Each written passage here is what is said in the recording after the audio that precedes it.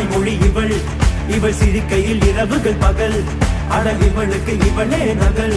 ஓ அழகிய மெழுகென உடல், உன் விழிகளில் எதிர்கடி கடல், அதை துடைப்பது இவனது விரல்.